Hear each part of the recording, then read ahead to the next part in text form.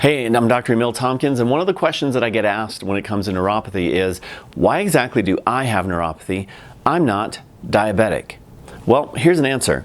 If you're pre-diabetic, or if your blood sugar fluctuates, not as so bad that you're diagnosed as a diabetic, but you know that we fluctuate either high normal or in that pre-diabetes stage, that still is a problem.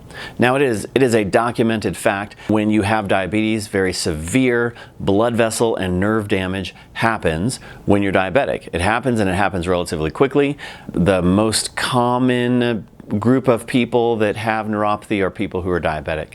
However, if your blood sugar is a problem, even if it's not diabetic, maybe you're pre-diabetic, you're still going to have nerve damage. You're still going to have blood vessel damage. That damage just isn't going to happen as quickly as if you were diabetic. So we take care of people in our office all the time that may have been pre-diabetic for 10 or 20 years, or knew they had blood sugar issues, but they didn't think it was so bad that they needed to take care of it. So they continue to live their lifestyle the way they were used to before, and over time still have the same kinds of damage that creates the problems that we see with neuropathy. If you want to have an impact, a great impact on your neuropathy, you have to address that blood sugar issue, even if it is incredibly mild.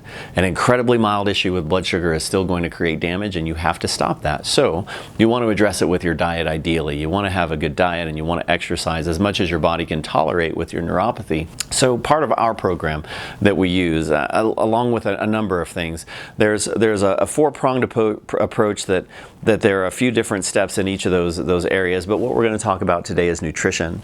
Because if you're going to balance your blood sugar, you can mess around and try to take a medication to keep it in check, and some people need that because it's all they have, but you really have to make a difference in what you're eating.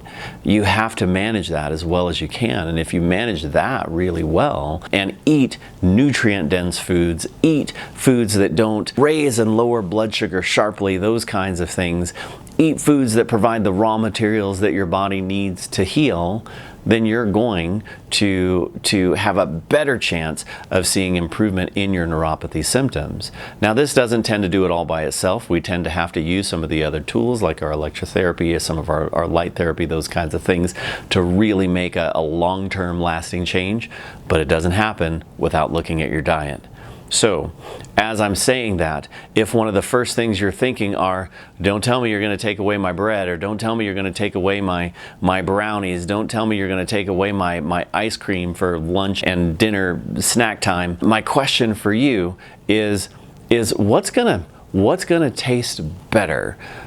Ice cream or being able to walk again? Your favorite sandwich, or being able to spend time with your family the way that you want to? Being able to get up and walk without having the pain that you consistently have to deal with? Being able to travel again? Being able to go out without worrying about losing your balance and falling? What's more important to you? Yeah, it's going to cause a change in your lifestyle and what you're used to. But if you do that, your life can change. And that's what we want for you. Guys, I'm Dr. Emil Tompkins. I hope you have a great day, and we'll see you soon.